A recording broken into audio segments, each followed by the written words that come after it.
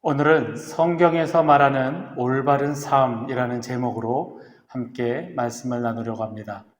오늘 말씀은 다니엘서 9장 1절에서 3절 말씀입니다. 제가 봉독하겠습니다. 메대 족속 아수에로의 아들 다리오가 갈대아 나라 왕으로 세움을 받던 첫 해, 곧 그 통치 원년에 나 다니엘이 책을 통해 여호와께서 말씀으로 선지자 예레미야에게 알려주신 그 연수를 깨달았나니 곧 예루살렘의 황폐함이 70년 만에 그치리라 하신 것이니라. 내가 금식하며 베옷을 입고 재를 덮어쓰고 주 하나님께 기도하며 간구하기를 결심하고. 아멘. 지금까지 살면서 모범생이라는 이야기를 들어보신 적이 있으신가요?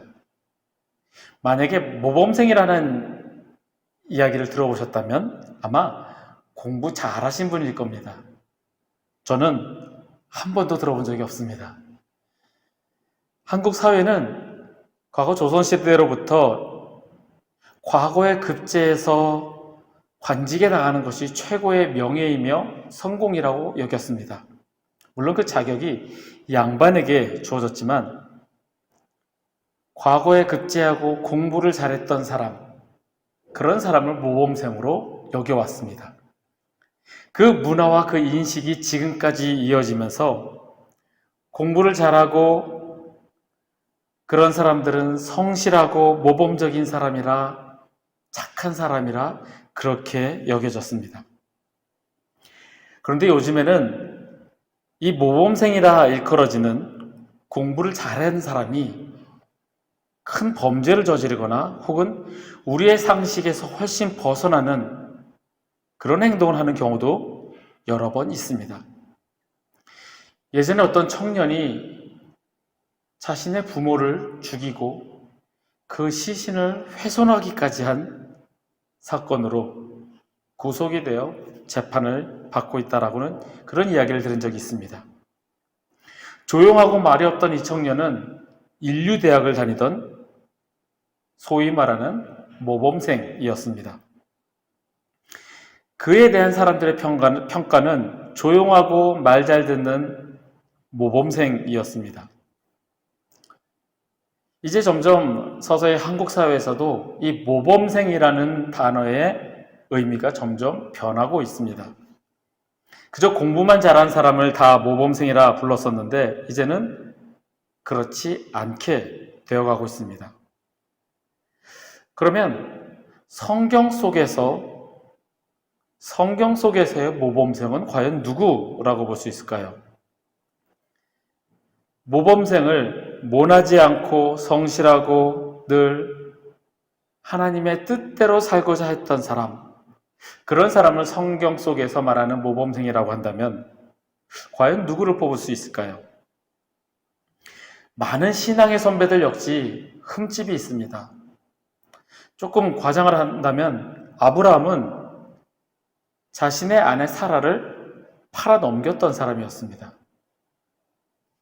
야곱은 형 에서 그리고 아버지 이삭, 삼촌 라반까지 속였던 그런 사람이었습니다.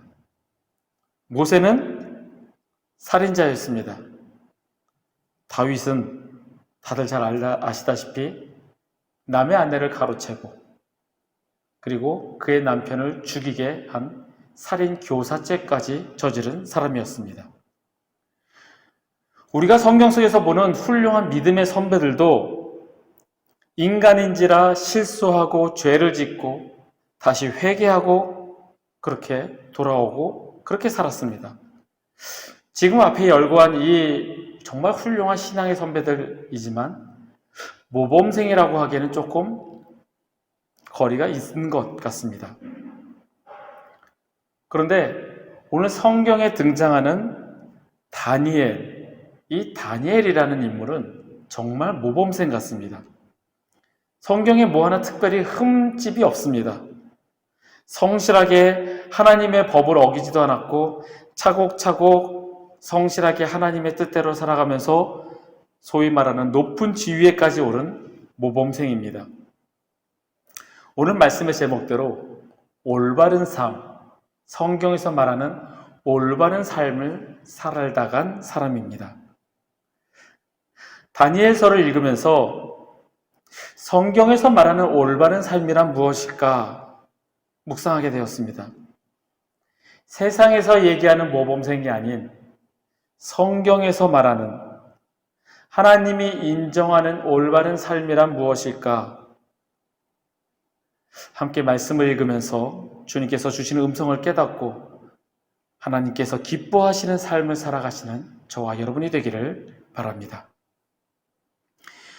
본문에서 다니엘은 예레미야가 쓴 글을 읽으며 하나님의 계획하심을 깨닫게 됩니다.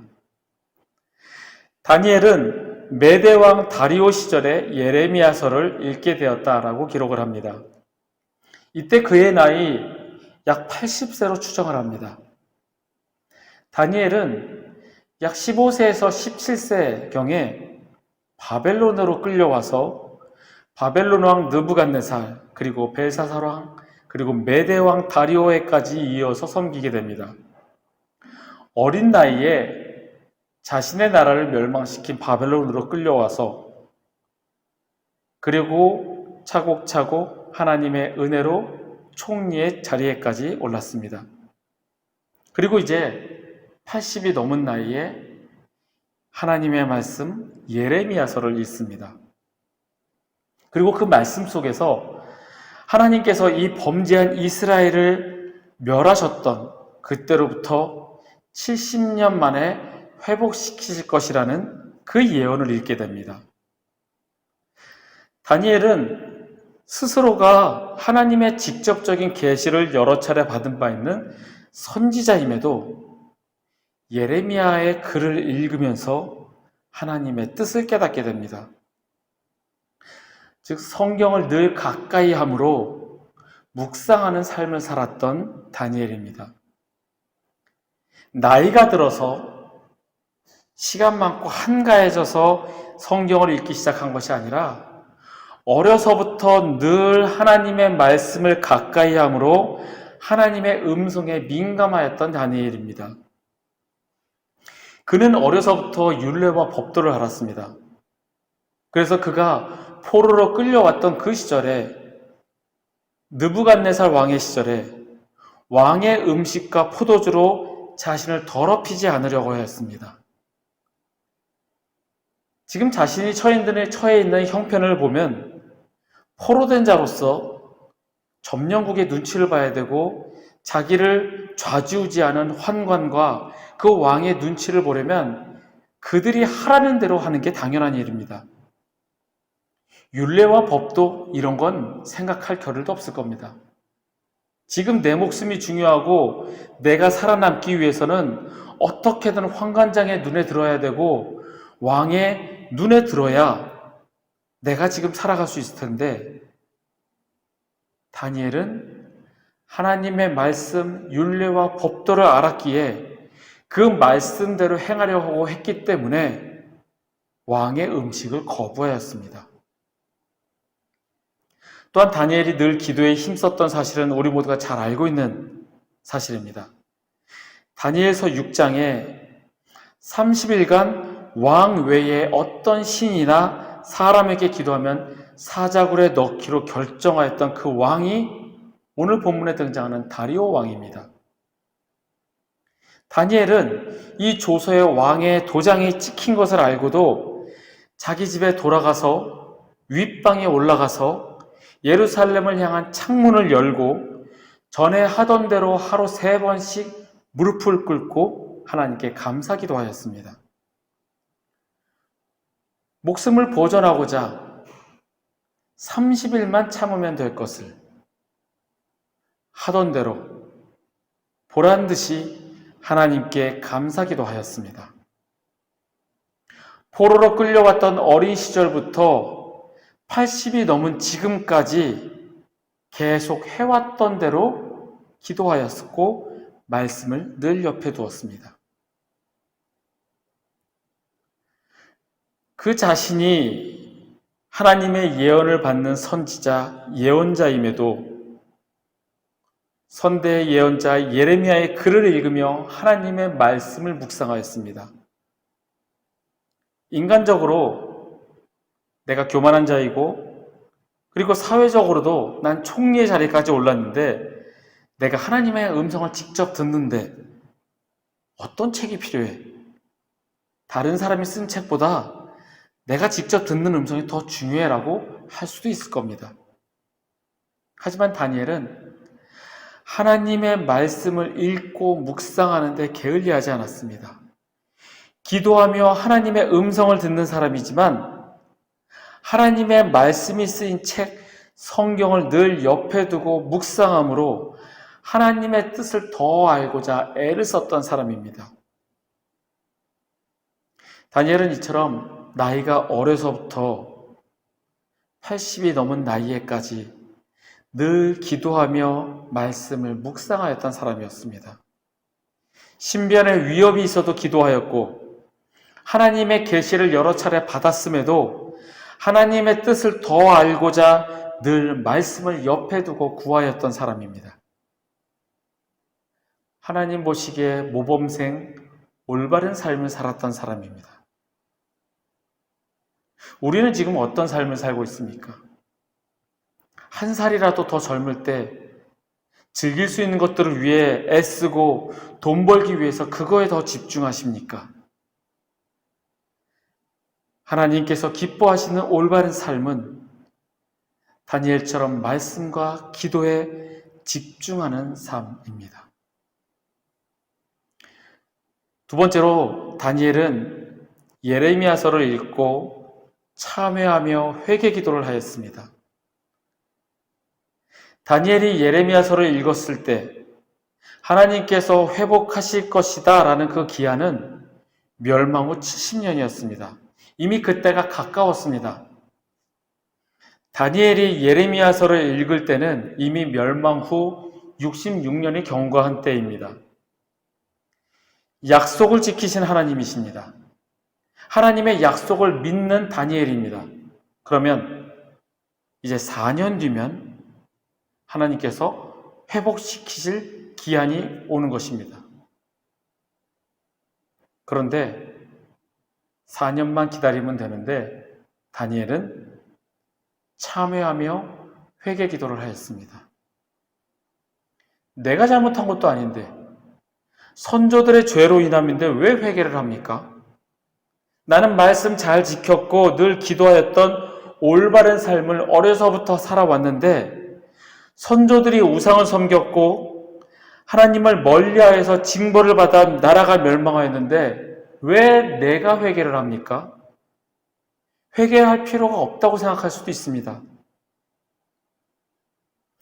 지금 우리가 살고 있는 사회를 보면 모든 것을 남의 탓으로 돌리려고 합니다. 지금 이 사회가 이렇게 된 것은 당신 탓이다. 흔히 적폐라고 하죠. 내 편이 아닌 상대방은 무조건 적폐입니다. 상대방이 옳고 잘한 것을 보는 것이 아니라 무조건 내 편이 아니면 너는 적폐다 라고 취급을 합니다. 여러분들 기억하실 겁니다. 코로나 초기에 코로나에 걸린 사람을 죄인 취급하였던 사실을요. 코로나에 걸린 저 사람 때문에 이 코로나가 퍼지고 있는 거야. 왜 모이지 말라는데 모여서 저렇게 해? 지금은 코로나에 걸리는 사람이 많아져서 그런 시선이 많이 줄었지만 초기에는 코로나에 걸렸던 그 사람들을 비판하고 혐오하고 그 걸렸던 사람들은 그 병이 무서운 게 아니라 사람들의 시선과 악의적인 비판, 무서울 정도로 욕을 하는 그런 것이 가장 힘들고 무서웠다고 합니다. 누구나 걸릴 수 있었던 그 코로나가 내가 아닌 저 사람 때문에 퍼지고 있고 저 사람 때문에 내가 위험하다라고 생각하는 극히 이기적인 생각이 사회를 뒤덮었습니다. 그러면서 이 사회의 모든 문제는 저 사람 탓이야, 너의 탓이야, 나의 탓이 아니라고 여겼습니다. 1900년대 초반 유럽의 어느 신문에 참 혼란한 시대였습니다. 그때 그 신문에 세상의 문제는 무엇인가? 라는 공개 질문이 실렸습니다. 그때 카톨릭 사상가이자 아주 유명한 추리소설가인 G.K. 체스터턴이 이렇게 답했습니다. 세상의 문제는 그건 바로 나입니다. 1990년 천주교에서 시작된 네타시오라는 운동과 교회를 같이 합니다. 이 네타시오 이 운동은 천주교에서의 주요 기도문에 나오는 고백의 기도 중에 나오는 문구입니다. 전능하신 하나님과 형제들에게 생각과 말과 행위로 많은 죄를 지었으며 자주 의무를 소홀히 했습니다. 이 사실을 고백하고 가슴을 3번 치며 내 탓이요, 내 탓이요, 내 큰 탓이로소이다 하는 기도문에서 따온 말입니다.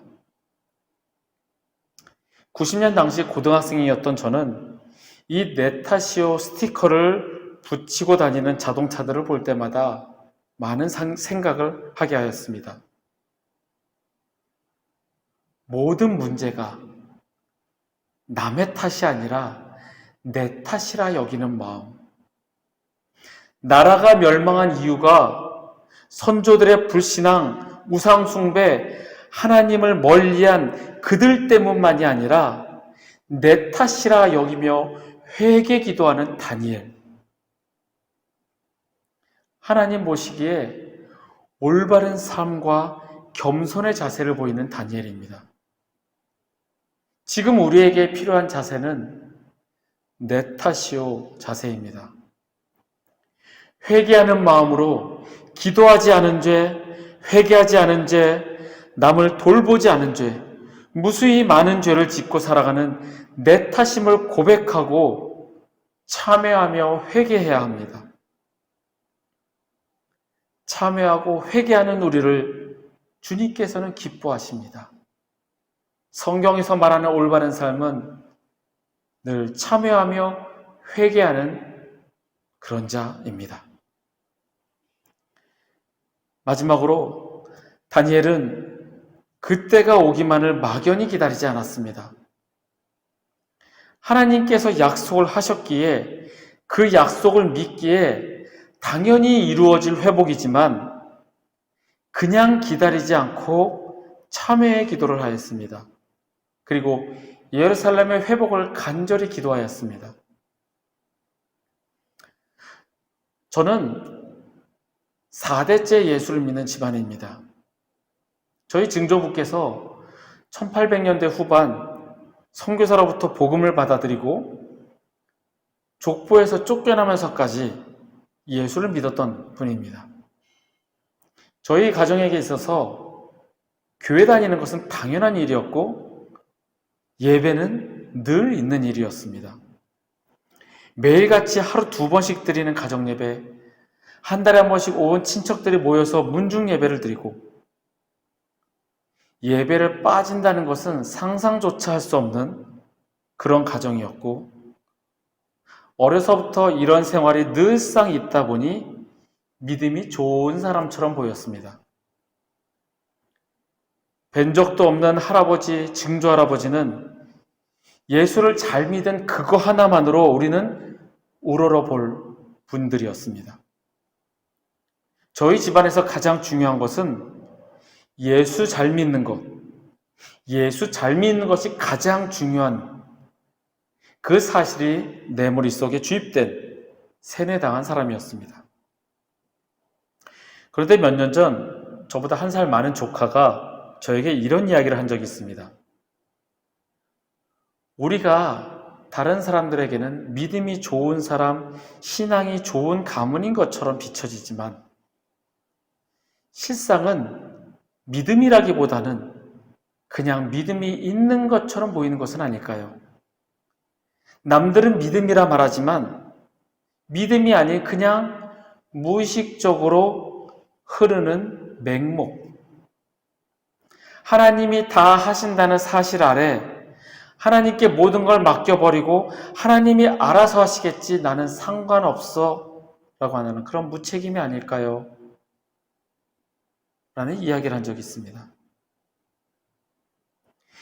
약속의 하나님께서 70년 후에 회복시켜 주신다고 하셨으니 다니엘은 그 예언서를 읽으며 기다리기만 하면 되는 것이 아니었습니다.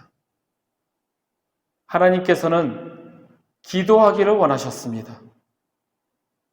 예레미야의 기록을 읽은 다니엘로 하여금 회개 기도하고 예루살렘의 회복을 간절히 기도하기를 원하셨습니다. 분명한 것은 약속의 하나님이시고 그 약속을 반드시 지키는 하나님이시지만 우리가 기도하기를 원하신다는 겁니다. 에스겔서 36장 36절에서 37절의 말씀을 제가 읽겠습니다. 너희 사방에 남은 이방 사람이 나 여호와가 무너진 것을 건축하며 황폐한 자리에 심은 줄을 알리라. 나 여호와가 말하였으니 이루리라. 주 여호와께서 이같이 말씀하셨느니라. 그래도 이스라엘 족속이 이같이 자기들에게 이루어 주기를 내게 구하여야 할지라. 아멘.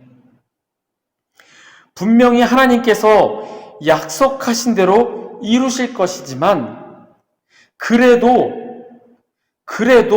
내게 구하여야 할지라 말씀하십니다. 분명히 하나님께서 이 무너진 곳을 건축하며 황폐한 자리에 심을 것을 너희들은 알라. 내가 말하였으니 이루리라. 그래도 너희는 내게 구하여야 할지라 말씀하십니다. 다니엘은 예레미야 선지자를 통해 70년 포로 기간을 마치고 회복시켜 주실 것이라는 그 약속을 주셨음을 알았습니다. 그렇지만 하나님께서 그 일을 당연히 하셔야 할 일로 여기지 않았습니다. 오히려 그는 자기 자신과 선조들의 죄를 여호와 하나님께 자백하고 하나님께서 긍휼을 베풀어 주시기를 간절히 기도합니다. 주님께서는 우리가 죄의 고백과 회개가 있은 후에야 긍휼과 은혜를 베풀어 주십니다. 약속하셨지만, 말씀하셨고 그렇게 하실 것이지만 그래도 우리가 기도하며 구할 것을 원하십니다. 다니엘은 예언의 성취를 위해서 금식하며 베옷을 입고 죄를 덮어쓰고 간절히 기도하였습니다. 3절의 말씀을 새번역 성경으로 읽으면 이렇습니다. 응답을 들으려고 나는 금식을 하면서 베옷을 걸치고 재를 깔고 앉아서 하나님께 기도를 드리면서 간구하였다. 하나님의 약속이 있었지만 응답을 들으려고 다니엘은 기도드리며 간구하였습니다. 하나님의 약속을 의심해서 기도한 것이 아니고 확인을 받기 위해서 기도한 것이 아니고 그래도 기도하기를 원하시는 하나님의 마음에 합하기 위하여 기도하였습니다. 30일만이라도 기도하지 못하게 하려는 사단의 공격에도 불구하고 사자굴에 넣을 것이라는 그 위협 앞에서도 그는 기도하였습니다. 늘 주님과 교제하기를 쉬지 않는 다니엘의 삶입니다. 이것이 주님께서 원하시는, 기뻐하시는 올바른 삶의 자세입니다. 제가 늘 말씀드리지만 저는 말씀을 준비하면서 부족한 저 자신을 돌아봅니다. 하나님의 약속을 믿지만 응답을 들으려 그래도 구하며 기도하였는가? 저와 여러분에게 주시는 하나님의 말씀입니다. 이루어주리라. 그래도 구하라. 말씀하십니다. 말씀을 정리하겠습니다. 다니엘은 성경에서 말하는 올바른 삶을 살았습니다. 그는 늘 말씀과 기도로 무장된 사람이었습니다. 어떤 형편에서든지 나이가 어려서부터 나이 들어서까지 기도와 말씀으로 살았던 사람입니다. 그리고 다니엘은 참회하며 회개 기도하는 사람이었습니다. 남의 탓이라 여기며 늘 남에게서 그 원인을 찾는 것이 아니라 내 탓이요 회개하며 주님의 긍휼을 구하였던 사람이었습니다. 마지막으로 다니엘은 하나님의 약속을 믿지만 그래도 간절히 구하였습니다. 알아서 주시겠지, 때 되면 주시겠지, 막연히 기다리며 하나님께서 당연히 하시겠지, 그 일을 하나님께 떠넘기는 것이 아니라 약속을 받았음에도 주님의 은혜와 긍휼을 구하며 회개하고 감사기도하는 사람이었습니다. 약속을 지키시는 하나님이시지만 그래도 우리가 구하기를 원하십니다. 주님 보시기에 올바른 삶을 살았고 주님께서 기뻐하시는 사람이었습니다. 여러분과 저 역시 성경에서 말하는 올바른 삶, 주님 기뻐하시는 삶을 살아가시기를 간절히 소원합니다.